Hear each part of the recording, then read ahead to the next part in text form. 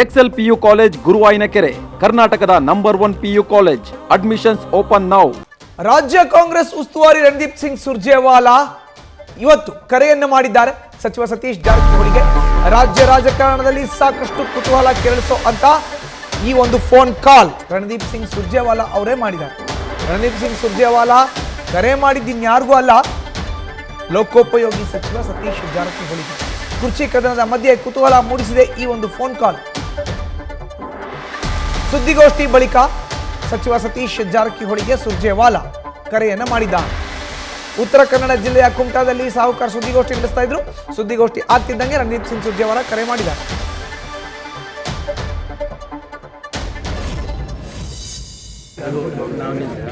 Sir sir बोलिए इधर मैं कारवार में हूँ सर.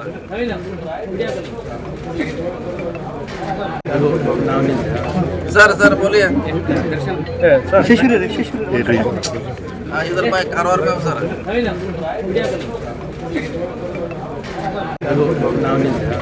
सर सर बोलिए.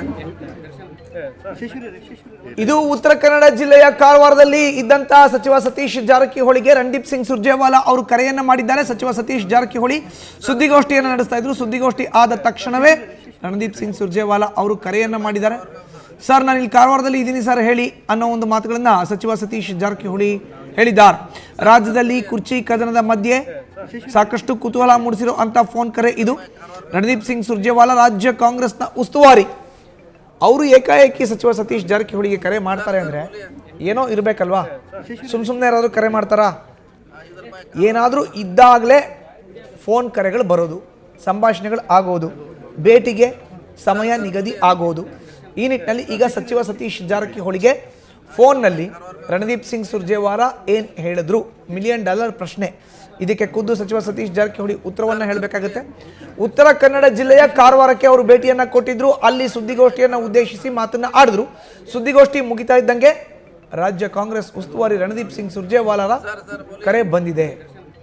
ಹೇಳಿ ಸರ್ ಅನ್ನೋ ಒಂದು ಮಾತನ್ನ ಸಚಿವ ಸತೀಶ್ ಜಾರಕಿಹೊಳಿ ಹೇಳ್ತಿದ್ದಾರೆ.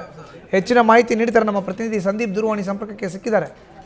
ಸಂದೀಪ್, ಸುದ್ದಿಗೋಷ್ಠಿ ಆಗ್ತಿದ್ದಂಗೆ ರಣದೀಪ್ ಸಿಂಗ್ ಸುರ್ಜೇವಾಲಾರ ಕರೆ, ನಿಜಕ್ಕೂ ಕೂಡ ಆಶ್ಚರ್ಯ, ಕುತೂಹಲ, ಏನೆಲ್ಲ ಸಂಭಾಷಣೆ ಆಗಿರಬಹುದು ಉಭಯ ನಾಯಕರ ಮಧ್ಯೆ ಅಂತ. ಹೌದು ಮಧುಸೂದನ್, ರಾಜ್ಯ ರಾಜಕೀಯದಲ್ಲಿ ಸಾಕಷ್ಟು ಹೈ ಡ್ರಾಮಾ ನಡೀತಿರತಕ್ಕಂಥದ್ದು. ಅದರಲ್ಲೂ ಮುಖ್ಯಮಂತ್ರಿ ಬದಲಾವಣೆ ಅನ್ನೋ ವಿಚಾರ ಸಾಕಷ್ಟು ಚರ್ಚೆಯನ್ನ ಆಗ್ತಾ ಇರತಕ್ಕಂಥದ್ದು. ಇದ್ರ ನಡುವೆ ಇವತ್ತು ಉತ್ತರ ಕನ್ನಡ ಜಿಲ್ಲೆಯಲ್ಲಿ ಲೋಕೋಪಯೋಗಿ ಸಚಿವ ಮತ್ತೆ ರಾಜ್ಯ ರಾಜಕಾರಣದಲ್ಲಿ ಈಗ ಹೈಕಮಾಂಡ್ ಮೂರನೇ ಒಬ್ರು ಪವರ್ ಲೀಡರ್ ಅಂತಾನೆ ಗುರುತಿಸಿಕೊಂಡಿರುವಂತಹ ಸತೀಶ್ ಜಾರಕಿಹೊಳಿ ಇವತ್ತು ಪ್ರವಾಸವನ್ನ ಮಾಡಿದ್ರು. ಅವರ ಇಲಾಖೆಯ ಸಾಕಷ್ಟು ಕಾರ್ಯಕ್ರಮಗಳಲ್ಲಿ ಇವತ್ತು ಪಾಲ್ಗೊಂಡಿದ್ರು. ಅದಕ್ಕೂ ಮುನ್ನ ಏನು ಬೆಳಗ್ಗೆನೇ ಅವರು ಒಂದು ಪತ್ರಿಕಾಗೋಷ್ಠಿಯನ್ನ ಮಾಡಿದ್ರು. ಈ ಪತ್ರಿಕಾಗೋಷ್ಠಿಯಲ್ಲಿ ರಾಜ್ಯ ರಾಜಕೀಯ ಏನ್ ದಲಿತ ಸಿಎಂ ಆಗಿರ್ಬೋದು ಅಥವಾ ಸಿಎಂ ಬದಲಾವಣೆ ಆಗಿರ್ಬೋದು ಇವೆಲ್ಲ ವಿಚಾರವನ್ನ ತಿಳಿಸಿದ್ರು. ಇದಾದ ನಂತರ ಕೆಲವೇ ಕ್ಷಣದಲ್ಲಿ ಏನ್ ಸುರ್ಜೇವಾಲಾ ಅವರು ಅವರಿಗೆ ಕಾಲನ್ನು ಮಾಡಿದ್ರು. ಎಲ್ಲರ ಮುಂದೆನೆ ಅವ್ರು ಮಾತಾಡಿದ್ರು. ಸುರ್ಜೇವಾಲಾಗೆ ಹಿಂದಿಯಲ್ಲಿ ಮಾತಾಡಿರತಕ್ಕಂಥದ್ದು ಸುಮಾರು 1 ನಿಮಿಷ ಆದ 1.5 ನಿಮಿಷ ಆದ್ರೆ ಸುರ್ಜೇವಾಲಾ ಅವರ ಆಪ್ತ ಕಾರ್ಯದರ್ಶಿ ಅವ್ರ ಮೊಬೈಲ್ ನಿಂದ ಕರೆ ಬಂದಿತ್ತು. ಇದಾದ ನಂತರ ಸುಮಾರು 1.5 ನಿಮಿಷಗಳ ಕಾಲ ಸತೀಶ್ ಜಾರಕಿಹೊಳಿ ಅವರು ಮಾತಾಡಿದ್ದಾರೆ. ಇದೇ ಸಂದರ್ಭದಲ್ಲಿ ಸತೀಶ್ ಜಾರಕಿಹೊಳಿ ಒಂದು DCM DK ಶಿವಕುಮಾರ್ ಅವರಿಗೆ ನಾನು ಹೇಳ್ತೀನಿ ನೀವು ಹೇಳಿ ಅನ್ನೋ ಒಂದು ವಿಚಾರವನ್ನ ಅವರ ಬಳಿ ತಿಳಿಸಿರತಕ್ಕಂಥದ್ದು. ಇದಾದ ನಂತರ ಕೆಲವು ವಿಚಾರಗಳನ್ನ ಪರ್ಸನಲ್ ಆಗಿ ಹೋಗಿ ಮಾತಾಡಿರತಕ್ಕಂಥದ್ದು. ಇವೆಲ್ಲ ವಿಚಾರ ಅಂದ್ರೆ ರಾಜ್ಯ ರಾಜಕೀಯದಲ್ಲಿ ನಡೆಸಿರುವಂತಹ ಸಾಕಷ್ಟು ವಿಷಯ ಕೂಡ ಚರ್ಚೆ ನಡೀತಾ ಇದೆ. ಈ ಹಿನ್ನೆಲೆಯಲ್ಲಿ ಅವರು ಕರೆ ಮಾಡಿದ್ದಾರೆ ಅನ್ನೋದು ಅವರ ಆಪ್ತ ಮೂಲಗಳ ಅಭಿಪ್ರಾಯ. ಸಂದೀಪ್, ಇನ್ನು ಎಷ್ಟು ಕುತೂಹಲ ಇದೆ ಇದ್ರ ಬಗ್ಗೆ? ಕಾರಣ ಏನು ಅಂತ ಹೇಳಿದ್ರೆ ಈಗ KPCC ಅಧ್ಯಕ್ಷರ ಆಯ್ಕೆ ಆಗಬೇಕಾಗುತ್ತೆ. 6 ವರ್ಷ ಕಂಪ್ಲೀಟ್ ಆಗ್ತದೆ ಮಾರ್ಚ್ 10ನೇ ತಾರೀಕಿಗೆ.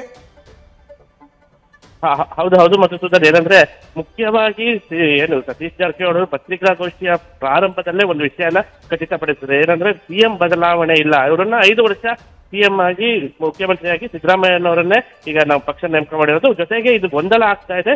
ಇದನ್ನ ಮತ್ತೆ ಪಕ್ಷದ ಕಾರ್ಯಕರ್ತರಲ್ಲೂ ಸಾಕಷ್ಟು ಗೊಂದಲ ಇದೆ. ಇದನ್ನ ಪರಿಹರಿಸುವ ಕಾರ್ಯವನ್ನ ಈ ಏನು ಪಕ್ಷದ ಹೈಕಮಾಂಡ್ ಮಾಡಬೇಕು ಅನ್ನೋ ಒಂದು ವಿಚಾರವನ್ನ ತಿಳಿಸಿದ್ರು. ಒಂದು ಸ್ಪಷ್ಟವಾಗಿದೆ, ಸತೀಶ್ ಜಾರಕಿಹೊಳಿ 3ನೇ ಅಭ್ಯರ್ಥಿ ಅಲ್ಲ ಸಿಎಂಗೆ ಅನ್ನೋದು ಒಂದು ಸ್ಪಷ್ಟವನ್ನ ಮಾಡಿದ್ರು. ಇದಾದ ನಂತರ ಈಗ ಪ್ರಶ್ನೆ ಅಂದ್ರೆ KPCC ಅಧ್ಯಕ್ಷ ಸ್ಥಾನ, ಅದ್ರ ಬದಲಾವಣೆ ವಿಚಾರದಲ್ಲಿ ಸಾಕಷ್ಟು ಚರ್ಚೆ ನಡೀತಿರತಕ್ಕಂಥದ್ದು.